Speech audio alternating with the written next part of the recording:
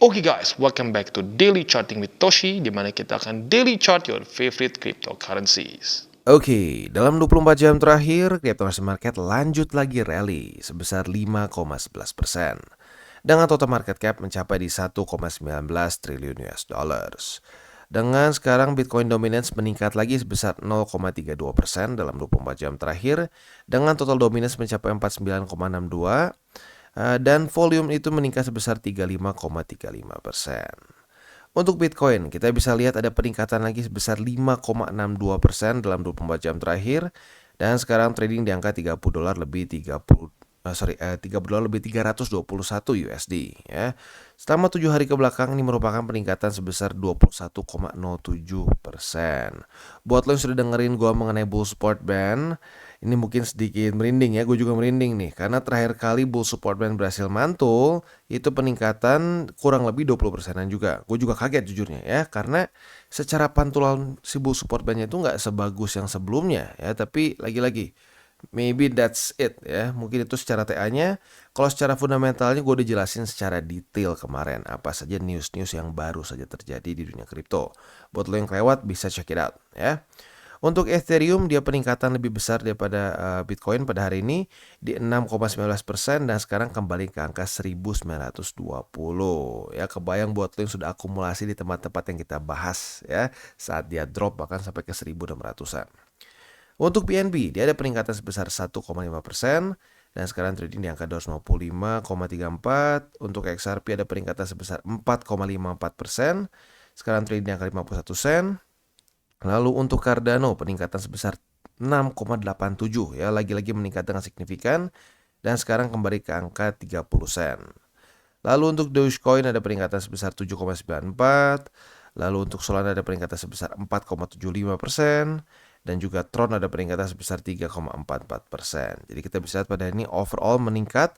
Dan kali ini altcoins lumayan ya, nggak separah kemarin-kemarin tuh ya. Biasa kemarin kan peningkatannya nggak terlalu nggak terlalu besar lah. Sekarang not bad ya. Oke, jadi kurang lebih seperti itu. Selanjutnya kita akan geser ke economic calendar.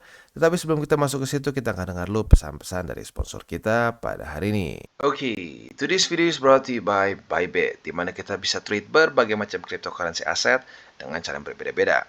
Buat kalian yang ingin akumulasi secara spot, tentunya kita bisa lakukan di sini. Derivatif juga bisa, ada juga pasar NFT, dan tentunya setelah kalian akumulasi, jangan lupa juga kalian bisa menikmati earn atau menikmati bunga lah kesannya ya di Bybit Earn. Bisa APY-nya tertinggi bisa mencapai 18%. Nah, tentu juga buat kalian yang ingin membeli kripto dengan lebih mudah ya, dengan cara yang lebih simpel, bisa juga langsung menggunakan kartu kredit atau debit card juga di sini. Dan juga buat kalian yang mungkin sudah lebih crypto savvy nih ya, bisa menggunakan options juga ya. Jadi kurang lebih seperti itu. Dan buat lo yang belum punya akun di Bybit, silahkan bisa cek link reflektor di bawah dan mulai trade di Bybit. Oke, dan sekarang kita masuk ke economic calendar. Kita ganti dulu ke GMT plus 7 supaya jadi waktu Indonesia Barat ya. Nah, kalau kita lihat di sini sesuai dengan pembahasan kemarin ya, sesuai dengan pembahasan kemarin itu hari ini cukup penuh. Yang pertama akan keluar initial jobless claim. Ini akan keluar jam setengah 8 malam. Harapan kita untuk initial jobless claim adalah seperti biasa lebih tinggi daripada ekspektasi atau forecast. Karena apabila pengangguran di Amerika mulai meningkat, harusnya The Fed mulai sedikit lebih takut untuk meningkatkan interest rate dengan dengan cepat gitu ya. Lalu selanjutnya juga ada existing home. Nah, untuk ini tuh kita bisa lihat harapan kita itu adalah dia lebih rendah daripada ekspektasi karena a lower than expected reading should be taken as negative or bearish for the USD. Dan kita ingin apa? Kita ingin USD melemah lagi ya. Nah, selanjutnya kita juga bisa di sini ada Jerome Powell lagi, di mana dia akan testimoni lagi untuk hari kedua ya. I don't know apa yang akan dia bahas ya. Oke, nah itu nanti kita bisa tonton juga jam 9 malam. Dan selanjutnya juga ada crude oil inventories nanti jam 10 malam, itu kita berharap dia lebih tinggi daripada ekspektasi ya. Jadi kurang lebih seperti itu untuk hari ini ya. Dan untuk besok ya, untuk besok kita lihat, kita intip sedikit. Untuk besok itu ada satu, yaitu Services PMI ya. Jadi kurang lebih seperti itu untuk economic calendar. Lagi-lagi gue ingatkan hari ini cukup banyak data-data penting. Banyak bintang 3, ada 4 ya. Jadi kemungkinan besar akan cukup volatile ya. Oke, dan sekarang kita bukan masuk ke news tapi kita lihat ke likuidasi. Jadi menurut gua the biggest kontributor dari harga Bitcoin mencapai ke 30.000 adalah bukan spot. Kalau ke angka 28.000 menurut gua campur spot dan juga likuidasi secara secara futures ya, atau ya leverage lah in general. Tapi kalau dari 28.000 ke 30.000-an menurut gua itu adalah karena likuidasi. Kita bisa di sini 24 jam terakhir itu 76% posisi short yang terbakar atau kena short squeeze. Artinya apa? Secara signifikan lebih besar yang kena adalah posisi short. Bahkan dalam 1 jam terakhir pun yang masih lebih banyak kena adalah short, bahkan lebih tinggi secara persentase di 89%. Jadi bisa dibilang mencapai 30.000 ini sebagian besar karena ya ini over leverage. Orang-orang terlalu banyak over leverage sehingga banyak yang terkena likuidasi. Jadi kebayang nih, dalam 24 jam terakhir 61.734 traders terlikuidasi. Total likuidasi itu sebesar 216 juta US dollars ya. Untuk Bitcoin 87 juta, Ethereum 53 juta dan seterusnya. Kita bisa di sini ya, ada heat map-nya. Tapi intinya apa? Intinya 61.734, 75%-nya atau kalau kita bulatkan 76%-nya adalah posisi short. Jadi ya menurut gua lagi-lagi yang menjadi kontributor terbesar dari Bitcoin mencapai 30.000 adalah posisi short yang terkena squeeze. Ya, walaupun ada juga beberapa posisi long, tapi majority posisi short ya. Jadi intinya apa? Intinya adalah jangan overconfident kedua sisi ya, posisi long maupun posisi short. Karena ingat, walaupun majority adalah yang terkena posisi short, ada sekitar kasarnya 24% yang kena juga posisi long. Kebayang nggak lagi naik kena likuidasi posisi long? Artinya apa? Nggak bisa jaga resiko. Ya, jadi harus ekstra hati-hati. Pastikanlah selalu pasang SL. Karena lagi-lagi ini adalah data likuidasi bukan SL.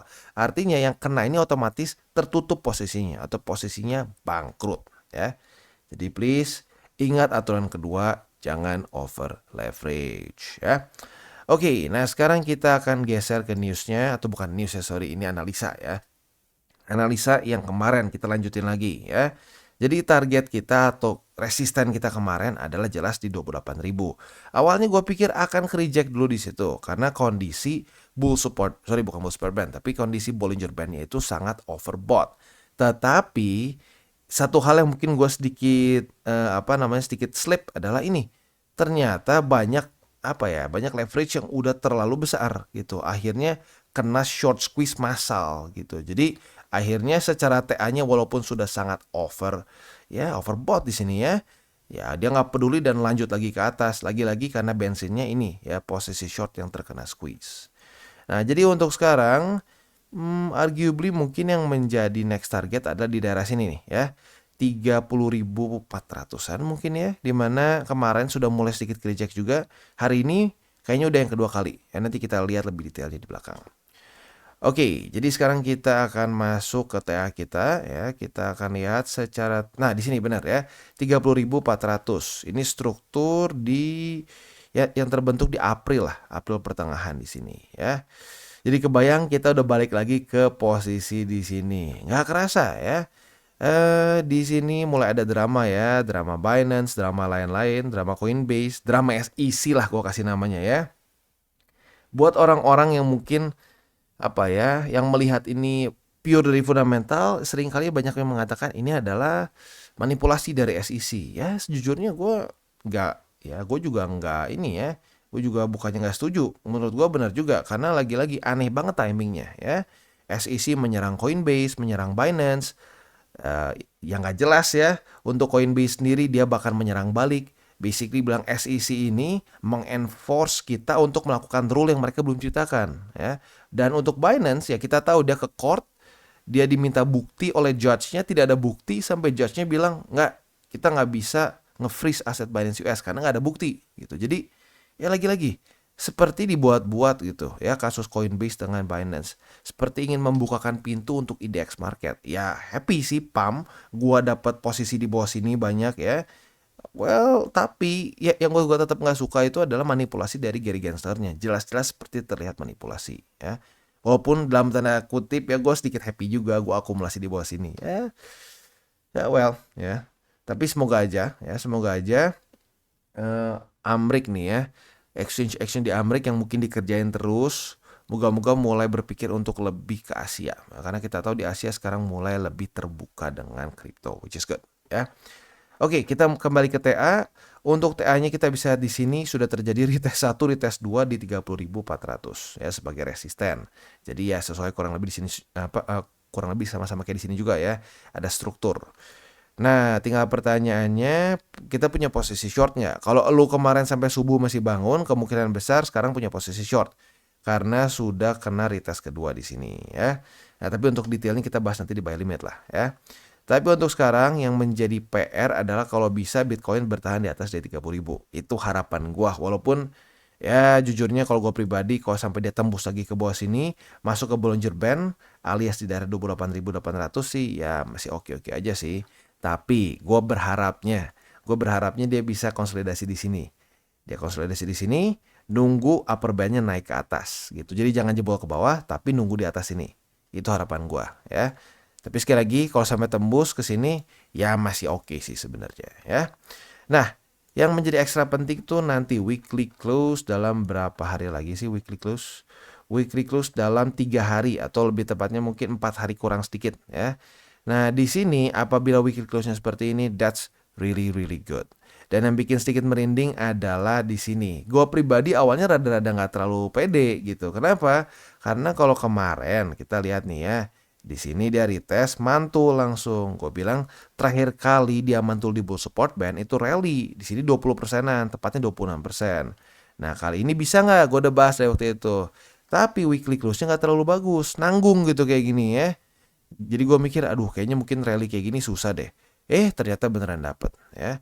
Jadi bisa dibilang ya ini ada TA-nya jelas dia 2 minggu berturut-turut ketahan oleh bull support band. Di sini mulai naik dikasih bensin BlackRock, dikasih bensin juga IDX Market. Jadi udah TA-nya kena dikasih bensin ya beginilah ya. Rally-nya nggak main-main begitu ya. Bukan rally, masuknya pumpnya nggak main-main ya. Jadi ya kurang lebih seperti itu overallnya. Really good. PR besar makro dari Bitcoinnya masih sama, yaitu weekly close signifikan di atas dari 200. Dan target gue nih kalau bisa sebelum 2024, gue nggak minta all time high. Gue minta kalau bisa itu menembus 30 ribuan, menembus 32 ribuan. Dan kalau bisa weekly close itu ada di daerah 45.000 sampai 50.000. Kenapa? Supaya sampai terjadi di 2020 kayak gini nih ya. Nah, mirip-mirip kan nih, udah dekat-dekat all time high nih. Kalau dia strukturnya dulu di sekitar 10 ribuan. Nah, kalau sampai dia kena resesi, kan seperti yang kita bilang nih ya, bukan kita bilang, tapi seperti yang Jerome Powell bilang, akan ada kemungkinan Amrik terkena resesi ringan. Nah, kalau sampai kena resesi, ya data yang kita punya yang paling konkret untuk Bitcoin yang kena resesi adalah 2020. Jadi kalau sampai dia tiba-tiba kena resesi ya kayak gini gitu. Makanya harapan gue adalah dia sejauh mungkin dari MA 200. Nah, yang bagus tuh daerah sini ya. 45.000 sampai 50 ribuan. Jadi kalau sampai dia misalkan di sini nih ya, udah sampai ke sini, tiba-tiba kena resesi, jebol, itu masih ada MA 200, masih ada bull support band, jadi lebih tenang ya. Jadi kurang lebih seperti itu untuk Bitcoin secara makronya ya. Dan selanjutnya kita akan geser ke indeks dolar. Untuk indeks dolar kita bisa di sini.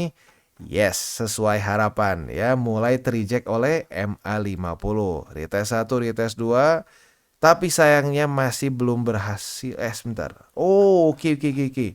Daily opennya itu di bawah dari 102,05. This is good ya. Daily close-nya oke, belum sesuai PR. Tetapi daily opennya di bawah. Nah, sekarang PR baru untuk indeks dolar adalah mulai ke reject oleh 102,58 ya. 102,058. Retest 2 retest 1, retest 2 ya seperti di sini. Nah, udah gitu harapan gue dia bisa lanjut lagi membuat lower low. Maybe next targetnya adalah di 100 ya.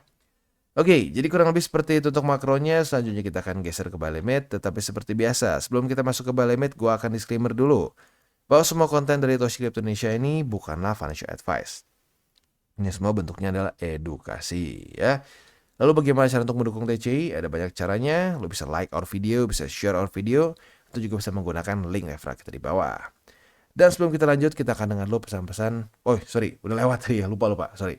Buat lo yang mau hardware wallet, yang perlu hardware wallet, melihat kondisi Binance, Coinbase yang cukup menyeramkan, lu pengen self custody, lu bisa pertimbangkan untuk beli di Encrypt. Karena Encrypt ini adalah authorized reseller, jadi lu nggak perlu deg-degan lagi. Semua brand-brand yang di sini mereka sudah langsung kerjasama dengan produsennya ya. Jadi lebih tenang, nggak perlu berpikir, aduh ini compromise atau tidak ya. Oke, sekarang kita akan lanjut lagi ke buy limit. Oke, dan sekarang kita masuk ke Bitcoin. Untuk posisi spotnya, buy limit pertama di 29.489, buy limit kedua di 28.802, dan buy limit ketiga kita di 28.000. Itu untuk posisi spot di Bitcoin. Untuk posisi futuresnya sudah terdapat posisi short yang kita buka ya, karena retest 1, retest 2 sudah terjadi di 30.473. Nah, untuk target TP posisi short kita ini jelas di 29.489. Itu untuk posisi shortnya. Untuk posisi longnya tinggal kita balik logikanya. Retest 1, retest 2 di 29.400-an, kita bisa buka posisi long dengan target TP kita di angka 30.473. Oke, dan sekarang ke Ethereum. Untuk Ethereum posisi buy limit pertama sekarang di EMA 50, yaitu di 1823. Lalu untuk buy limit kedua bisa di EMA 20 atau bisa juga di 1780. Untuk buy limit ketiga kita di 1705. Itu untuk posisi spot di Ethereum. Nah, untuk posisi futuresnya, apabila terjadi daily close di atas dari 1909, kita bisa pertimbangkan untuk buka posisi long apabila terjadi retest 1, retest 2 sebagai support di 1905 ya. Target TP-nya jelas di 1943. Sementara untuk posisi shortnya, apabila daily close dari Ethereum jam 7 pagi nanti besok itu di bawah dari 1909, nah itu otomatis menjadi retest pertama. Besoknya kita bisa limit posisi short di sini dengan target TP kita di MA50. Oke, dan selanjutnya kita masuk ke Cardano. Dan untuk Cardano kita bisa lihat secara posisi spot belum ada perubahan jauh karena lagi-lagi ya secara struktur dia lumayan dropnya parah kemarin. Jadi buy limit kedua yaitu di 25 sen dan buy limit ketiga di 24 sen. Untuk posisi futuresnya kita bisa lihat sudah terjadi retest pertama di MA20 pada hari ini. Kita lihat besok, apabila besok daily close dari Bitcoin masih di bawah dari MA20, kita bisa limit posisi short di MA20 dengan target TP kita di 25 sen. Itu untuk posisi shortnya. Untuk posisi longnya, apabila ternyata dia reclaim MA20 ya, dia daily close di atas di 20, retest 1, retest 2 di MA20 sebagai support, kita bisa buka posisi long dengan beberapa target TP. Paling konservatif di 30 sen, lebih agresif di 32 sen. Dan untuk BNB, posisi long kita sudah kena target TP, tapi ke spot dulu sekarang ya. Untuk posisi spotnya masih belum ada perubahan karena kemarin belum berhasil reclaim ya. Jadi buy limit kedua di 240,2, buy limit ketiga di 230,8. Untuk posisi futuresnya, retest 1 sudah terjadi kemarin di 251,4 dan hari ini sudah terjadi retest kedua. Maka dari itu kita sudah punya posisi short walaupun sekarang sedang dalam keadaan minus ya. Nah, target TP posisi short kita ini di 240,2. Apabila ternyata dia berhasil reclaim ya, besok jam 7 pagi berarti cut loss untuk posisi shortnya ya. Jadi kurang lebih seperti itu untuk BNB. Dan kita geser ke Matic. Untuk Matic kita bisa lihat di sini dia akhirnya berhasil reclaim 64 sen sebagai support ya walaupun belum di retest. Jadi untuk sekarang secara buy limit kedua di 64 sen, lalu buy limit ketiga di 60 sen.